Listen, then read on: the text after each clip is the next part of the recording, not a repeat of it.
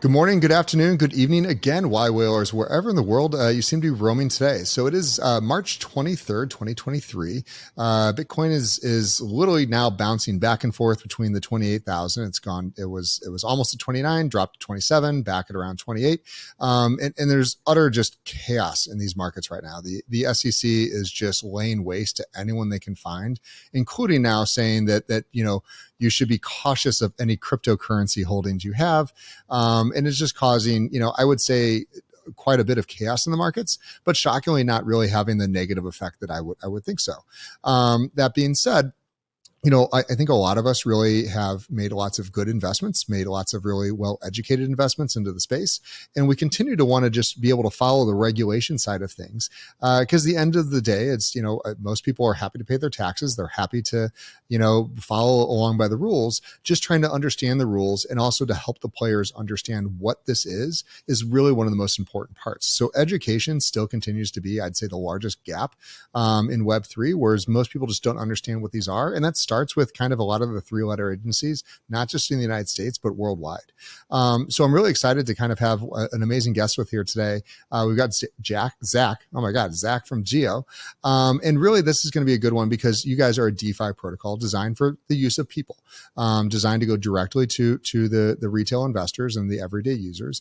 And, I'm a massive DeFi fan, super excited about, the prospects of it. But it's going to take a long roadmap to get mass adoption there. I do believe it's a better system. But, before we dive into everything that Gia is doing and what you've been working on, let's take a few steps back to kind of how you got here today, because you do have a very storied journey and a really diverse, background. Awesome. Thanks so much. It's a pleasure to be here with you, Jay. Hello, yWhalers everywhere. I guess to really tell the story of Gia, probably has to begin with me and where I came from. I grew up in Philadelphia. And you know what? I think the way I ended up working most of my career in expanding financial access in emerging markets probably goes to the fact that when I was growing up, my parents would, we were big foodies. And so we'd always go to restaurants from different parts of the world, at like an Indian restaurant on the corner or a Vietnamese restaurant or an Ethiopian restaurant. And I think from a young age, I just knew I really wanted to spend my life traveling and meeting folks from different cultures and getting as much street food as I could. So I actually began my life after college as an English teacher because it was a great way for a fresh college grad to hop around the world. I taught in classrooms in India and in Brazil and in Ethiopia. And I think, one of the great things about this experience for me is, it did give me the chances to hang out with street vendors, which is really where I learned about the challenge of financial access. It's really difficult to run a business, whether it's selling tacos or chapatis on the roadside or something, larger and more substantial. But without access to financing, it's really hard to grow your business and provide for your family and your community. And so that was sort of maybe the foundation I had, so that when I began my formal professional career after teaching as a management consultant, I think I was able to probably maybe BS my way onto international development projects on the idea that, well, I've lived in developing countries, so that'll be a relevant place for me. And so it was sort of in the beginning of my time as a consultant, I started working on financial inclusion projects. Most of them were funded by large development institutions like USAID and the World Bank. And if we think about the general problem we were trying to solve, it was literally for, imagine that person selling samosas on the street in India or tacos in the street in Mexico. Why don't they have access to financing to grow their businesses? And if you went to banks in India or Mexico or most places in Africa, Asia, or Latin America, banks would say, well, first, there's no data about these folks. So maybe they sell a bunch of tacos every day, but I have no idea how many tacos they're selling. And second, is it really worth my while? Because this guy, he probably only needs like a couple $100s of working capital for his business. It probably costs me more than that just to send a loan agent down and verify his information and take all the collateral. So I'm not even going to bother. So that's sort of like the problem set that I began my career working on.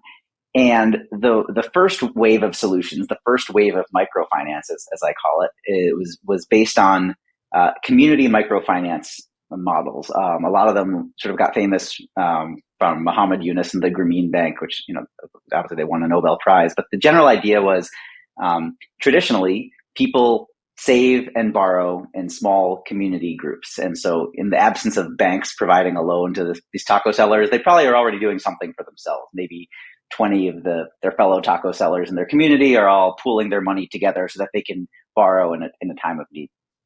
And what we were working on, what I was working on in these consulting projects was basically working with these small groups to provide external financing. And the thing that worked really well about these small community microfinance institutions is people felt this real sense of ownership because they had their money in there, and it was their friends and family and neighbors that were taking loans. And so when they would make money, it was based on the local interest, and they knew that they could go there for loans when they had to. The challenge with these models is they really couldn't scale very well. Once these groups got to be over a certain size, you sort of lost that community trust sense. And even just from a practical operational perspective, to organize these groups and to serve them from a microfinance institution perspective, you'd have to hire more loan agents to go into more communities. It's very manual, operationally intense. So seeing that is what led me to switch to what I think was like the second wave of microfinance, the next wave of trying to solve this problem using technology. And I worked at a really pioneering company that was one of the first to launch a mobile lending app. And this is the general idea that, let's say there's 3 billion people around the world without credit scores, without maybe even without a bank account. There's a good chance that many of them now have phones, and your phone has all this great walking data about you. It's also a great way to reach you right in your palm. And so with this mobile lending app, what we did is we basically let people apply for a loan on their phones and give us access to their phone data. And we'd use that to underwrite them for loans that were as small as $10, maybe up to a couple $100. Wow. And that, compared to the first Microfinance 1.0, these models really scaled really well. I mean, I joined that company in, I guess, 2016. And within a couple of years, we were in countries across Africa, Asia, and Latin America, and had reached millions of borrowers. But what we gained in scale, we really lost in that community sense of ownership, right? The borrowers of that company, they didn't own any of it. It was all owned by Silicon Valley investors or the employees. And so that stickiness, that loyalty, I think, wasn't quite there. Whereas with their small community groups, they owned a piece of it. And so it was not uncommon, actually, when I was doing user research at that company, I would hear this from Kenyan borrowers. They'd say, hey, with my SACCO, and in Kenya, a SACCO is a savings and credit cooperative. It's an acronym. And they'd say, hey, in my SACCO, after I repay my loan, I put my money in and I get shares, and then I'm an owner. And I've been taking your guys' loans for a year now. I like the product. I mean, I see these TechCrunch articles about you guys raising all this money. So I'd like some shares too. And the reality is it's just really, really difficult for like a US privately held company with its own set of shareholding to all of a sudden distribute ownership around the world to, maybe some guy, like I mentioned, selling chapatis in India and some guy selling tacos in Mexico. We're going to give them all a bunch of shares. It's really tough. But what got me really excited about this world of Web3 that I guess probably a lot of you yWhale folks were already up on was I think probably listening to one of these like ownership economy Web3 podcasts. It's probably with Chris Dixon and Naval Ravikant, one of those like famous ones from a couple of years ago, where they talked about, what if we could use a token to represent ownership and distribute that ownership in this more efficient, effective, and inclusive way. And that's sort of what got me thinking about, what if we had this concept of a fintech microfinance institution, but with the principles of community ownership, where we could represent ownership on chain through a token, and that token would have claim to a flow of revenues, and basically make it easy to distribute ownership. And so this is sort of the origin idea of Geo. Was my co-founder and I. She was at that company with me as well, at the microfinance lending company. And we said, hey, let's launch a company where we can provide financing to borrowers, and when they repay, give them access to token rewards so they actually become owners. And that is probably, I guess that's sort of like my personal journey to how I got to where I am and what we're trying to do at Geo. That's amazing. So, I always love the people that, they've been trying to solve a problem for, years, sometimes a decade, and just, kind of, tried this approach, tried that approach, worked for the big companies, worked for the small companies, did startups and everything else. And then what's really so much fun is we all kind of find Web3 and we go, smart contracts, like this can solve so much, but we're also so early, in Totally. this, that not only are we stuck with, hey, the technology is still evolving day over day. I mean, literally, it's one of the most rapidly evolving asset classes I've ever seen. But you've got to do the education on what it is and what it isn't, and how to roll this out. So I love the concept of digital ownership. To me, that's one of the biggest promises of Web3 is hey, I'm using your product. What else are you going to do for me? And it becomes a thing. You can either say no, we're a privately held company, or absolutely here we run a DAO, we run some sort of reward program, and it's frictionless and and very cost effective for you compared to distributing shares and doing things like ESOPs or whatever it would be. Right. Yeah, I think it's the idea of Web3 and of smart contract based ownership is really exciting.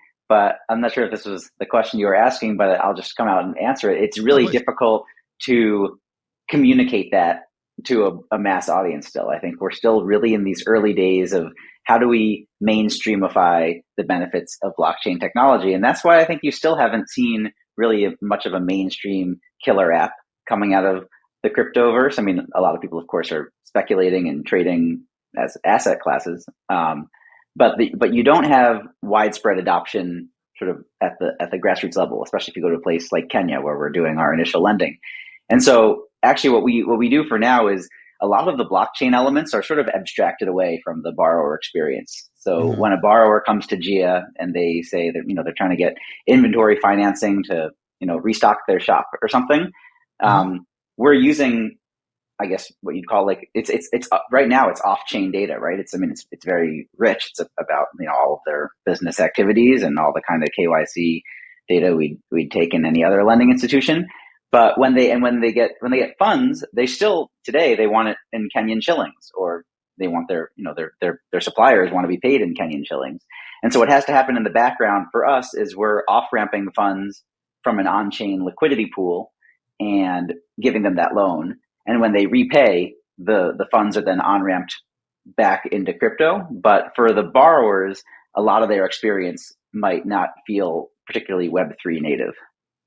And that's the goal. It to me, it always needs to be invisible. The technology is, needs to be solid and secure. But that's for us, geeks and nerds to make sure we flush out, and for the regulators to kind of pressure test.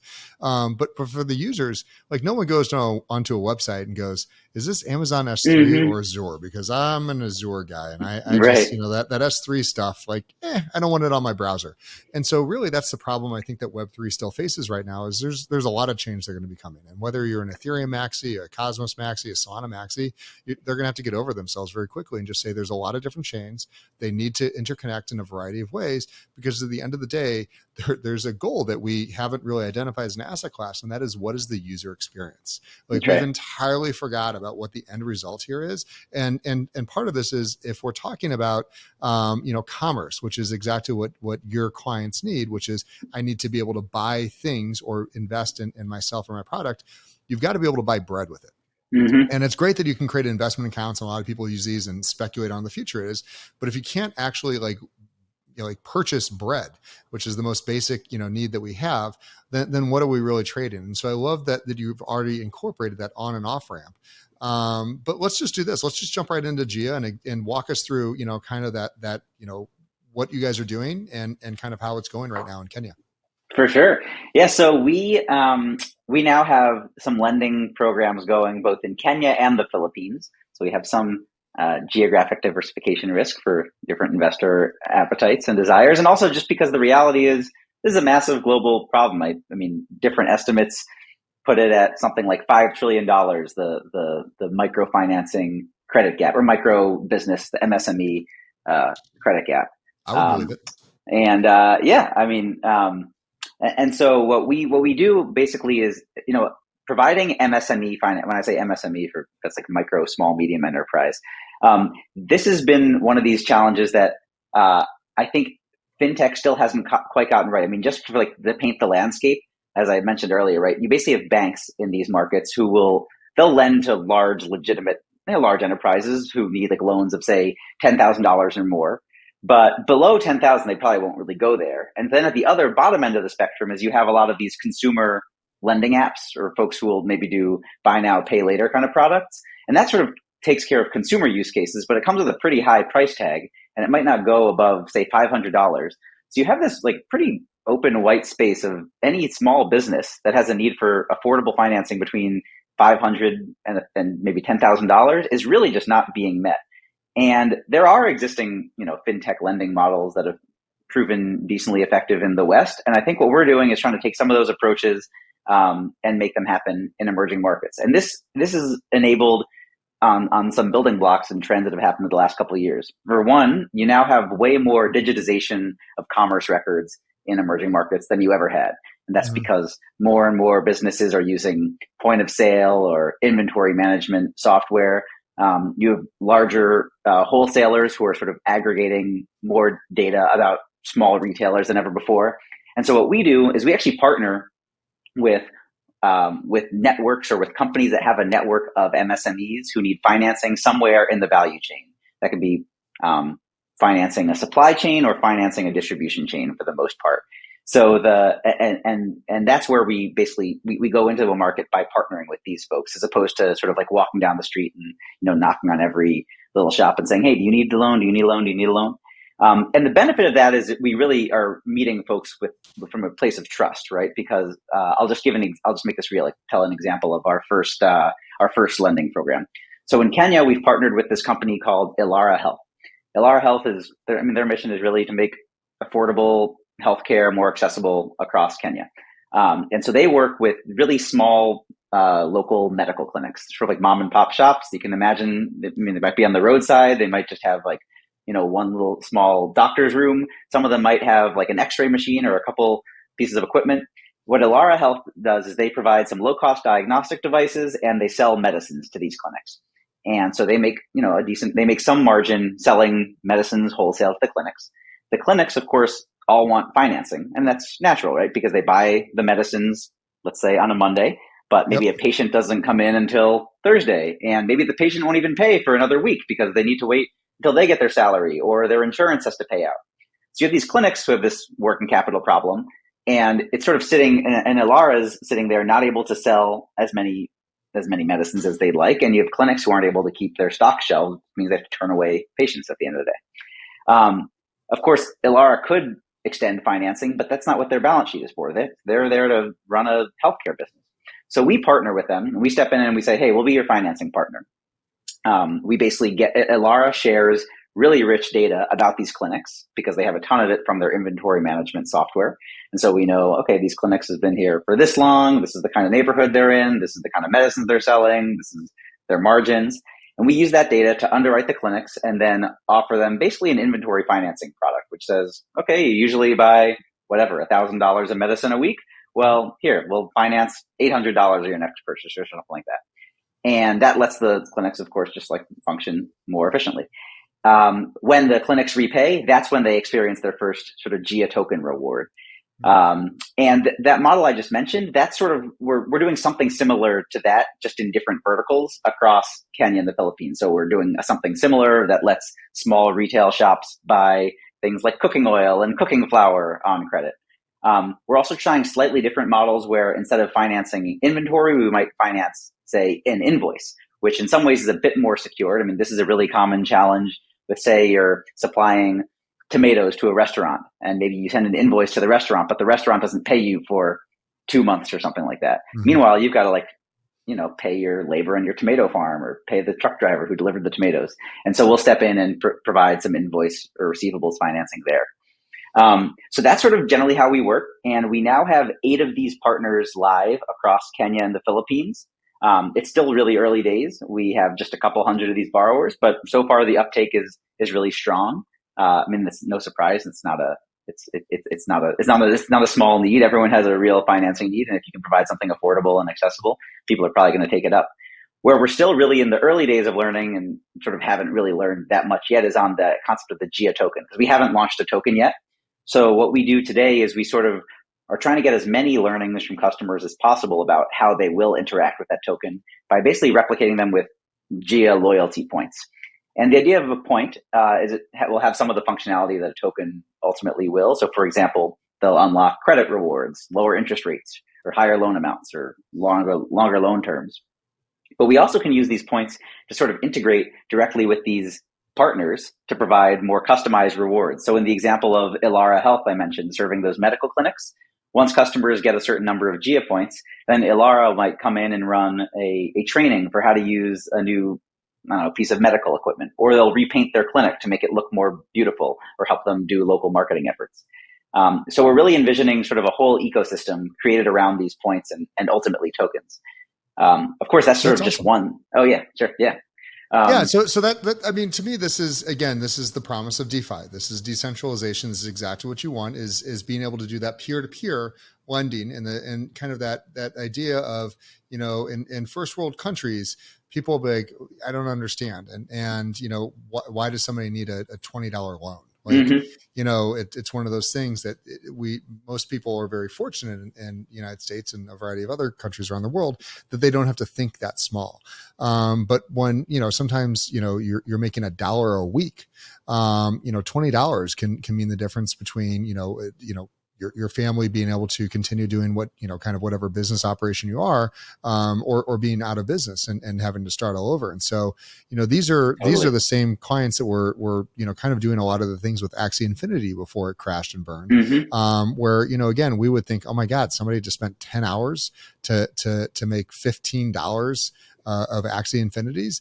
And the reality is that kept them out of the sweatshops. That kept them out of, the rice paddies and a variety of other kind of bad working conditions. And so I entirely endorse any way that you can bridge that gap. That's the biggest one between kind of first and third world countries and really kind of provide easy liquidity to people that will make a massive difference. And it's a relatively small amount for most of us. Totally. And brings out a really good point, because what I just described is sort of like the borrower end of the ecosystem. But what we're developing now, which is about to go live, hopefully it'll be live by the time this podcast airs. But obviously you can just like check, gia.xyz to see the latest.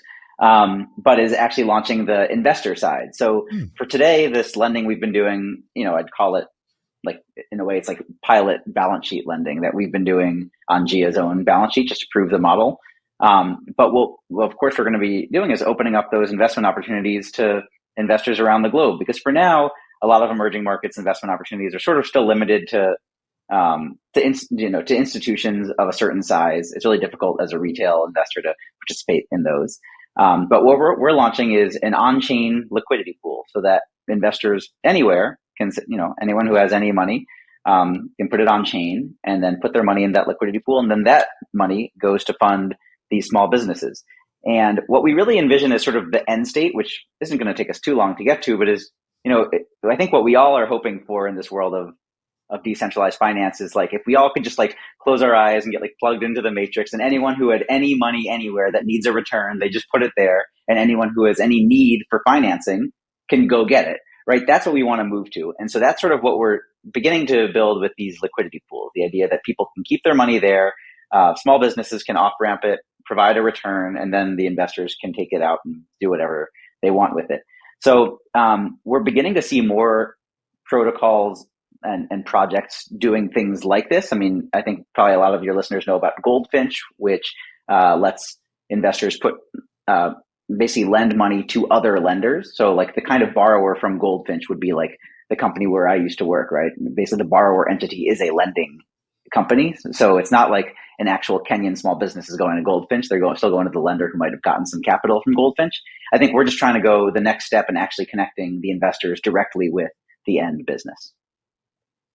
Yeah, this is, again, I've seen a lot of Web2 companies that have tried to do this, where they're trying to connect borrowers and lenders from a very Web2 perspective. And it ends up turning into this very weird classified ads thing of, like, hey, do you want to invest in, person A, B, and C? And you've got to read their little business plans. And it's like for, $10, $100, and it becomes a very complicated deal, and also a massive upkeep as a Web2 protocol for someone like you to have to do that versus going into the decentralized world. And again, truly, there's so many of us that have capital on chain that we're just going, we're earning some extra shit coins by staking and doing this and everything else. Right. And so the concept of doing good and being able to provide value to someone in the world is an amazing concept that I love what Gia is doing in your roadmap. Walk us through kind of, some of the lessons and learnings you've had in this early beta test, because I do know a number of protocols like this that have been working on it, and generally the pitfalls come pretty quickly. So I'd love to hear kind of, how you guys have worked around some of the early problems and kind of how you see scaling going.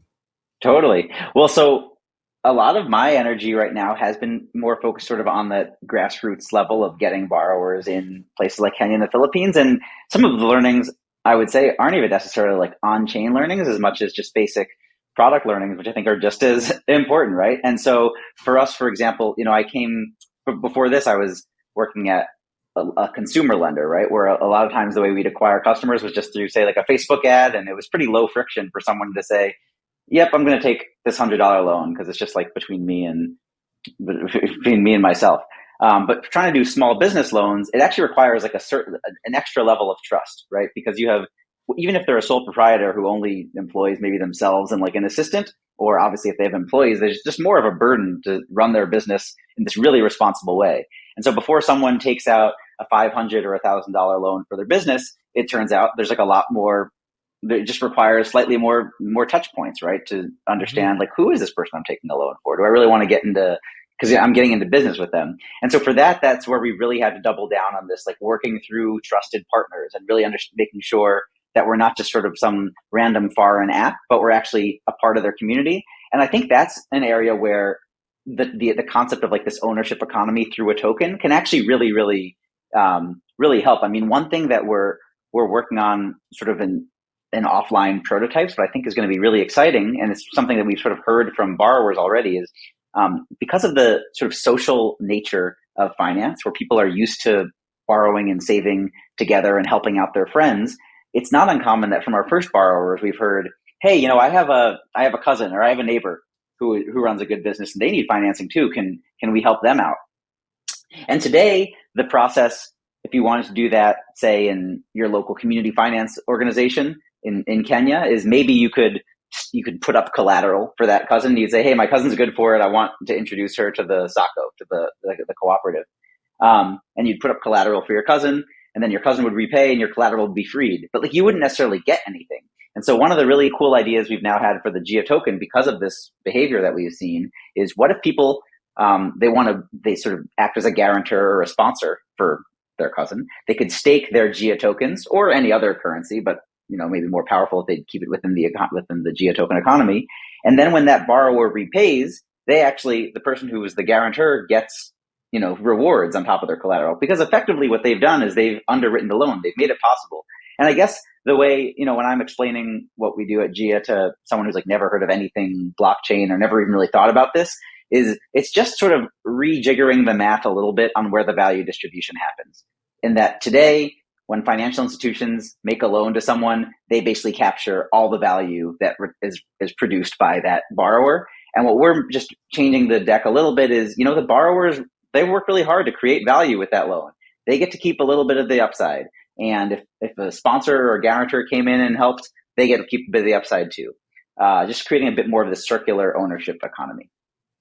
That's and again, to me, this is what Web3 should be doing. It's kind of making the entire world a little bit smaller, and really, there's so much that people want to do good, and but also there's that monetary thing. We want to you want to make money. You want to have good returns on your capital and whatnot. And microloans are for the people that understand them and really focus in on them. They do very well. And while you think of, you don't want to be a loan shark or anything else, the reality is they have no other choice. And so when you start providing choices, and Gia is going to be one of many micro loan processors, that creates an ecosystem, and that does create competition and a lot, and absolutely does drive down those prices. And so the thought that, while I'm so excited for everything that you're doing, and I'm, again, anything yWhales can do to help push this, into various parts of the world that desperately need it. The great thing is when we, kind of in our world, when we look at DeFi, we're shopping for the best rates. Right. We're going on to Zappify or any of these other ones, and we're saying, hey, I want to swap, token A to token B, and just here's the 20 different DeFi protocols. Let's go ahead and grab the best one. And the concepts that we're seeing here is, very soon they will have a choice. They can look and say, do I want Gia with their rates and their terms, or do I want somebody else with their rates and their terms? And building that ecosystem and building that idea that people don't have to go to the loan sharks, that they can get the best rates and the best terms, even though they have no idea who's lending to them, and the person that's lending to them has no idea who's borrowing it. I think it's so cool to see. Definitely. I actually really like what you said about this idea that people need choices. And, the reason, because people always talk about why are the rates so high for, whatever lender is. And it's like, well, I mean, usually the rates are just a function of the default risk that has to be taken. And if there's any competitive pressure, I mean, if there's more competition, then the rates are going to come down. I think what we're trying to build at Gia, which I really like, that it's baked into the ethos of the idea of a blockchain, is that your transactions are recorded for perpetuity. And so what happens with Gia borrowers, when someone takes loans and they repay, they're beginning to build that on-chain history, even if they don't know it. Like today, they might not know because they really just experienced this through a very basic Web2 app. I'm taking loans in shillings, I'm repaying them. But what's happening in the background, of course, is those loans have been taken from an on-chain pool and they've been repaid back into an on-chain pool. And so you actually have borrowers who are developing this on-chain credit history. And this is an area where, I don't think it's quite fully developed yet in the world of Web3. We don't really have great on-chain credit scoring just yet. And there's a couple of protocols we're working on. I think Cred Protocol is tinkering around with some cool stuff. But our hope is that, I think in general, as an entrepreneur, what you kind of want to do is, skate to where the puck is going. And so we have the sense that there's going to be more and more on-chain credit scoring that's coming down the road. People are going to have more and more sort of seamless user experiences of how to have a crypto wallet and how to access on-chain services. And our hope is that, like, in 10 years, let's say Gia borrowers have developed this great on-chain history. Then take that history and go access the best source of capital you can, even if it's not from Gia. Yeah. And that's exactly, and by the way, I'll give you a couple of recommendations for people that actually I know are in Africa and currently doing some of that trust. They don't call it credit, they call it trust. And I think that's a really interesting way to say, we want to have this goal of digital identity, digital ownership. I own my ID. And who do you want to give loans to? You want to give people that you trust, even though you may not know them. Understanding that, hey, they're a good citizen. They have a good repertoire on eBay. They've got a good, history with a variety of other services. This is the job they do. Yeah. You're a taxi driver and you've got or you're a taxi driver and Uber driver with a 4.8 rating. Great. And you've done 800 rides. That's enough metrics for me to give you a $200 loan so that you can get your tire fixed so you can keep doing what you're doing. Right. And I really am just amazed and around the concepts that you're throwing out here. And I love kind of how fluid you're just going, look, it's not there today, but we need to at least plan on that's where it's going to be versus just another DeFi protocol that's like token A, token B, swap, and good luck. Right. Yeah. Honestly, that's not where we come to it. I think there are always going to be, that's part of this economy, right? Is like part of what drives any innovation probably is some hyper financialized speculation. That's what funded like the railroads and like exploration companies back in the day. But that's definitely not what we're here for. And I think I'm actually kind of grateful to be experiencing a bit of this crypto winter so we can just put our heads down and build and not be too distracted with, hey, we got to launch a token to meet some speculators' demands. Yeah, and that's exactly it. You're taking your time, you're crawling, walking, and then running, doing the test before you roll it out globally and whatnot. What's been kind of like one of the coolest first successes you've seen from being able to do this? Any good stories? Yeah, some of them just personally. I think what gets me excited is of course, I like all the work of like working at a tech company and like designing a product spec and talking to investors and all that. But what's really exciting for me, I mean, why I chose this career, as I mentioned, is just hanging out with people running small businesses and trying to provide something helpful for them. And so I was, I guess 2 weeks ago when I was in Nairobi, I was in this market. I was actually there to take some photos for the new Gia website, because we were sort of visiting some of our initial borrowers. And I met this guy in this market who wasn't a Gia borrower yet, but he sort of was working with one of our partners. So we figured, hey, we probably should be able to underwrite this guy. But I was just talking to him and trying to understand his business. And basically what he does, he sells spices from like a tiny little stall in a pretty crowded market. And it was so impressive. He actually, I mean, he has his own brand, like Emperor Spices. You know, he's made his own little logo. It's like in a place that you wouldn't expect necessarily to see someone with logos, because most of the things are just being sold sort of in big bulk piles. Yeah. And while I was there, some guy who runs a nearby restaurant came by asking for like 5 kgs of sesame seeds. And the guy, the shop owner, his name is Francis. Francis was like, "Oh, I'm sorry, I got to come back tomorrow because I don't have sesame seeds." And I asked Francis, like, "Well, why not?" And he's like, "Well, I buy my sesame seeds every other day because they have like a high unit price, and so I just can't like keep more than like 10 kgs in my shop because they're just expensive." And so, of course, what that means is he buys smaller quantities at a higher unit price, and he runs out of them faster. And like he literally couldn't do this transaction for this local restaurant. It's just like such an obvious case for financing. And I'm like, well, what are your existing options? And he showed me he has some mobile lending apps where he could borrow for like 15% per month. But the reality is like, it's just like that price is like too high to make the extra margin worth it. And so I was like, okay, well, let's figure out what we can do to make this work. And so we looked at we're working with him through a partner called Sasa Pay. They basically have a mobile wallet, mobile payments solution in Kenya. And so they have all these records of Francis selling his spices. And so we just thought, okay, well, like, what can we do to sort of like use our data science algorithms to backwardsly assess that Francis would be good for a 20,000 shilling loan, which is less than $200. And we did that. So now he actually can buy his sesame seeds once a week. You know, it's still not like he's not buying like the world's worth of sesame seeds, but at least he can buy 100 kg at a time instead of 10 kg, right? And so I'm really excited to just follow Francis's progress, because this was literally just last month. So let's see, let's do another podcast in 6 months and see how Francis's spice business. Let's bring Francis on. I want to hear from him directly how this is totally. Going. I love that, I'm sure he'd love it too.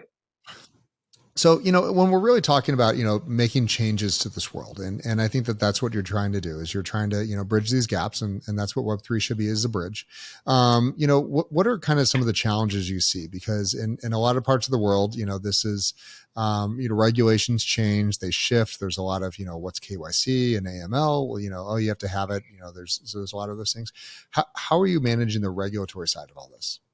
Yeah, that's a great question. I mean, we are very proactively engaging with regulators in all the markets where we operate.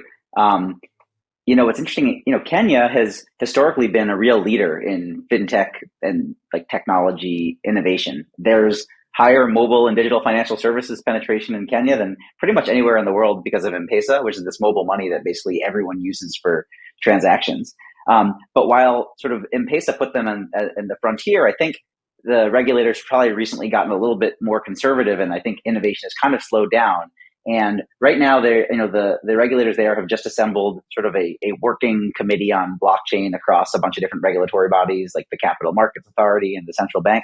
But I think from my conversations there's a lot of regulators who individually, like, they're really excited about crypto. Like, they read CoinDesk and Cointelegraph, and they even maybe personally are like playing around on chain with stuff. But then in their official regulatory capacity, they realize they have to work within a system where you just have some people who maybe just hear the word crypto and immediately assume scam. Like, it's sad, but crypto is almost synonymous with like a get rich quick scam. We've done this to ourselves. Totally. Yeah. And every time something like FTX happens, it really just like sets everything back years, because I think people, there already were a ton of scam artists. I mean, scam artists exist whether it's crypto or not. Like, people are going to offer investment opportunities that are like too good to be true. But I think crypto just like allows so much more of it to happen, because so much of it is going over people's heads.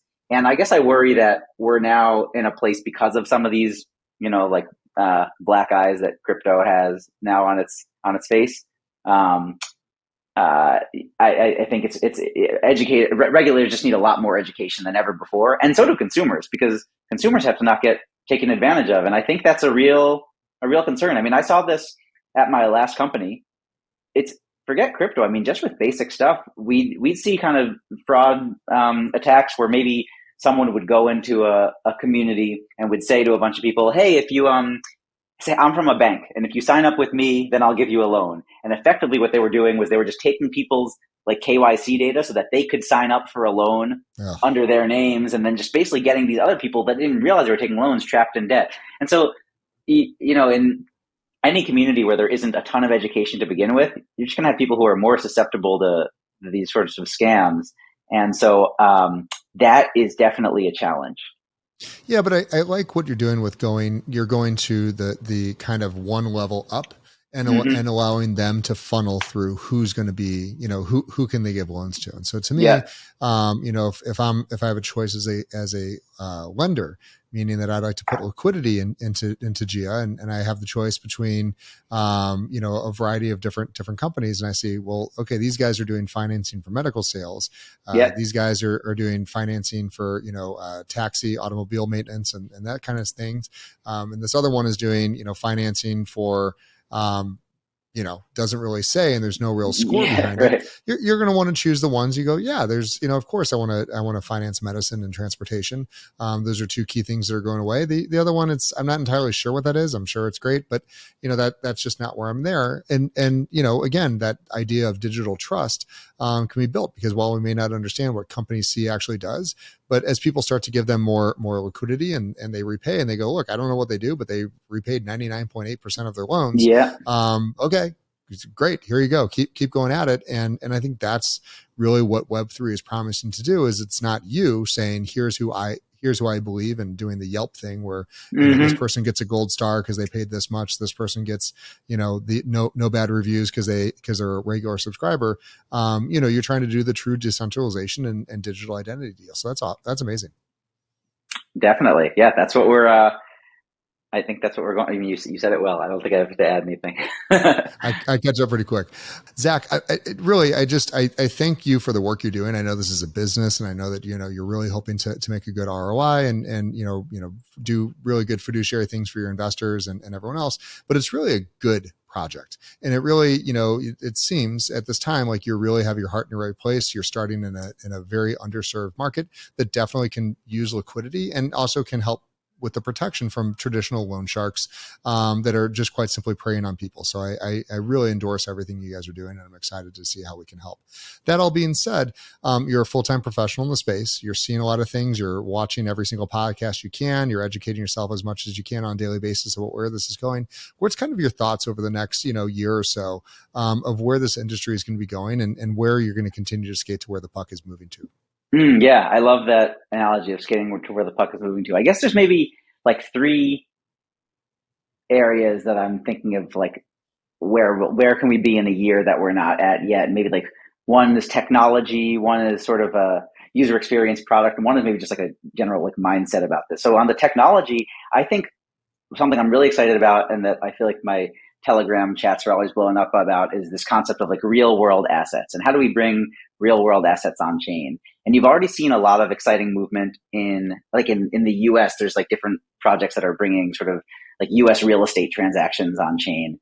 But what we don't have yet is, for a guy like Francis, how do we bring his spice sales on chain, right? How could we unlock liquidity? Imagine Francis had an invoice to that local restaurant that says, hey, I'm going to sell you 100 kgs of sesame seeds. How do we take that invoice from that Kenyan restaurant, put it on chain so that an investor across the world can take ownership of that asset and have a claim to that revenue stream, and make it actually enforceable? Because right now you could do it, but there's just some broken pieces, right? Like, who's actually going to collect from that restaurant? How do we bring that restaurant's funds on chain? And it's just like, there's some pieces that are kind of missing. But I think it's like legal structures have to be built for that. But I think when you look in the news and see things like the Block Tower MakerDAO centrifuge deal, which is like this like massive real world asset on chain deal, and some of the other projects that are happening, like I think someone just like bought a house on chain or something, Yeah. that you start to think, okay, we're going to get there. We're going to be able to develop the structure. So that's like maybe a technology thing. On user experience, I think this is probably what everyone talks about at like every blockchain conference, but it's just like, how do we get the wallet experience right so that for someone who's never directly interacted with crypto on chain before, it's not such a scary thing where they feel like, oh my God, am I just like signing up to lose all my money? Am I about to get scammed? Is my wallet going to get liquidated?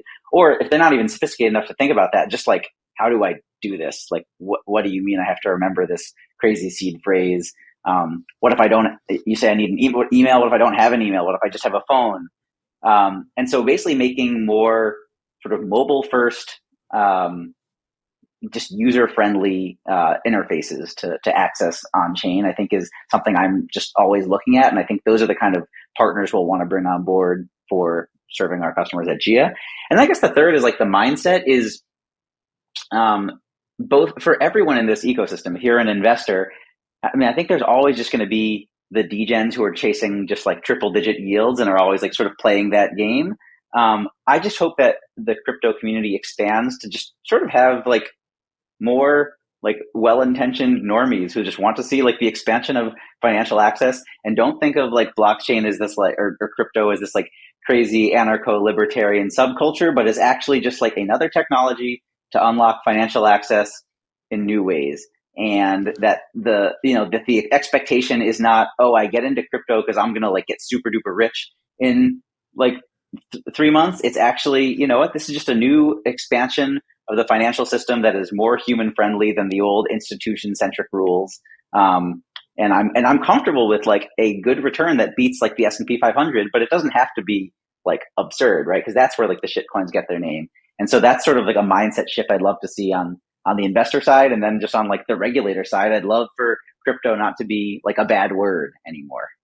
And that's sort of what I'm working towards in my conversations with them. No, and that's amazing. And you attended ETH Denver. I was there as well. I think both of us spoke in different ends of the that massive right. complex. And I think it really, what I took away from that conference is we are so far from mainstream. And I want to say what an amazing conference put together, what an amazing group of people. But I attend trade shows and conferences all around the world, on a consistent basis, and it really showcased how far that group is really away from mainstream adoption, because it's still internal speak. It's still, it's still a very insider club that, most people like, traditional families are not going to go in there and go, oh, this is where I should put my money, is the guys in the weird hoodies. Like, and that's cool. I'm okay with it. We're fine. But eventually we want mainstream adoption. If the goal is, 300 million and then 1 billion and then 2 billion users to come online, we've got to tone down a little bit of the fanboy, fangirl club that we're doing, and really work towards like, this is secure and it's more secure.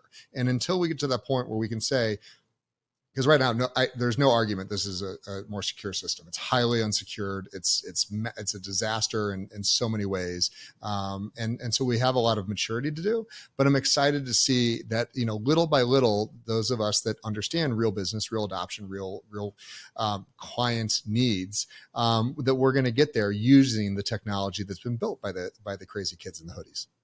Amen. Awesome, Zach. Where can they find more if they want to get involved with Gia? So our website is gia.xyz. That's JIA.xyz. And I guess the story actually worth telling, why are we called Gia, sort of like goes to our multilingual global heritage. So my co-founder is from China, and Jia in Chinese means home or family, which we think of like the central financial unit we're expanding upon. In Hindi, Gia means heart, and we're building banking with a heart. And in Swahili, which is the language I speak in Kenya, where we've launched, and Gia means road or path, and we think of this as like the path to financial independence. So Gia.xyz, that's why it's called that. And then on Twitter, we're Gia_DeFi. And if you follow along with us, then you can see when our on-chain pool is launched, and you can connect your wallet and invest some funds for entrepreneurs like Francis. I'm signing up right now. Francis and I are going to do great. I'm excited for my new business partner, and we're going to have a good time. Zach, thank you for everything you're doing. Really excited. We got some connections we're going to make for you as well on that trust side. But with that being said, yWhales, this is Gia and Zach. We'll catch you guys next time. Be good. Thanks so much, Jay. Bye.